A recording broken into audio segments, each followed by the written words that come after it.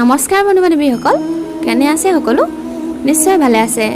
বন্ধু বান্ধৱীসকল, কলিযুগৰ মানুহৰ পাপৰ অন্ত নাই। কলিযুগত এনে মানুহ খুব কমেই আছে যিয়ে পৰমাত্মাক লগ পায়। আজি এই ভিডিঅ'টোৰ জৰিয়তে কলিযুগৰ 10টা মহাপাপৰ বিষয়ে জানিম, যিকেইটা মহাভাৰতৰ সময়ত মহাজ্ঞানী পিতামহ ভীষ্মই পঞ্চপাণ্ডৱক কৈছিলে। তেওঁ এই পাপক 3টা শ্ৰেণীত ভাগ কৰি কৈছিল।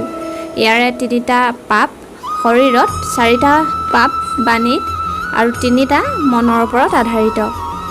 গতিকে ভিডিঅ'টোৰ জৰিয়তে সকলোখিনি জানি লোৱা হওক।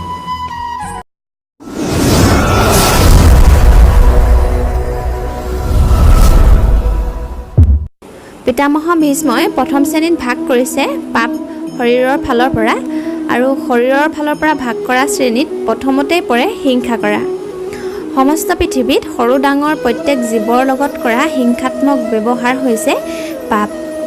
আৰু এই শৰীৰৰ শ্ৰেণীৰ দ্বিতীয় ভাগ হৈছে চুৰ কৰা, নিজৰ লোভৰ বাবে অন্য এজনৰ সম্পত্তিত হাত দিয়া, কাৰোবাক অসহায়ভাৱে এৰি দিয়া ইত্যাদি অত্যাধিক বেয়া পৰিণামৰ সূচনা কৰে। এই শ্ৰেণী 3 নম্বৰত আছে ব্যভিচাৰ। কলিযুগত চৰিত্ৰহীন ব্যক্তিৰ সংখ্যা বহুত, যিসকলে শাৰীৰিক সন্তুষ্টিৰ বাবে নিজৰ লগতে বেলেগৰ পৰিয়ালকো ধ্বংস কৰে। তেওঁলোক এই পাপৰ ভাগিদাৰ হয়। পিতামহ ভীষ্মই বৰ্ণনা কৰা দ্বিতীয় শ্ৰেণীটো হৈছে বাণী, যাৰ অন্তৰ্গত 4টা মহাপাপ আছে। প্ৰথমটো হৈছে অন্য ব্যক্তিৰ প্ৰতি অভদ্ৰ ভাষাৰ প্ৰয়োগ কৰা।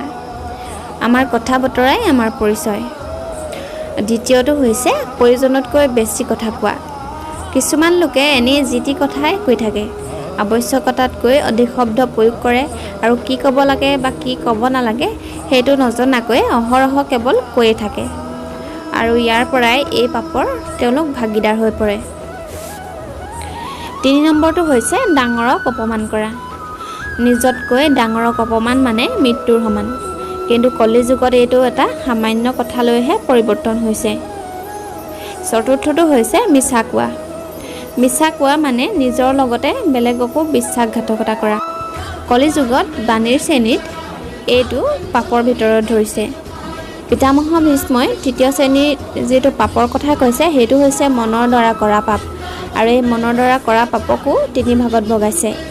ইয়াৰে প্ৰথমতেই আহে কাৰোবাৰ প্ৰতি মানসিক হিংসা বা কাৰোবাৰ প্ৰতি বেয়া চিন্তা কৰা। এইটো শ্ৰেণীৰে দ্বিতীয়টো হৈছে কাৰোবাক আঘাত কৰিম বুলি মনতে ভাবি থকা। তৃতীয়টো হৈছে মনত কাৰোবাৰ প্ৰতি ৰখা বাসনা ভাৱ। বন্ধু বান্ধৱীসকল, এইকেইটাই আছিল মহাপাপ, যিকেইটা পিতামহ ভীষ্মই পঞ্চপাণ্ডৱৰ আগত বৰ্ণনা কৰিছিল। বৰ্তমান সময়ত আমি এইটোৱে চাব লাগে যে ভুলতেও আমাৰ দ্বাৰা বেলেগে কষ্ট নাপাওক, আৰু আমি এই মহাপাপকেইটাৰ পৰা পাৰ্যমানে বাচি থাকিব লাগে। বন্ধু বান্ধৱীসকল, ভিডিঅ'টো কেনে পালে তলৰ কমেণ্টত জনাব। আপোনালোকলৈ আজি প্ৰশ্নৰ শিতানত থকা প্ৰশ্নটি হৈছে যে কুন্তীৰ কিমানজন পুত্ৰ আছিল, আৰু যদি আপোনালোকে জানে তেন্তে তলত কমেণ্ট কৰি জনাব। তেন্তে বন্ধু বান্ধৱীসকল, আপোনালোকৰ বহুমূলীয়া সময় দিয়াৰ বাবে বহুত বহুত ধন্যবাদ।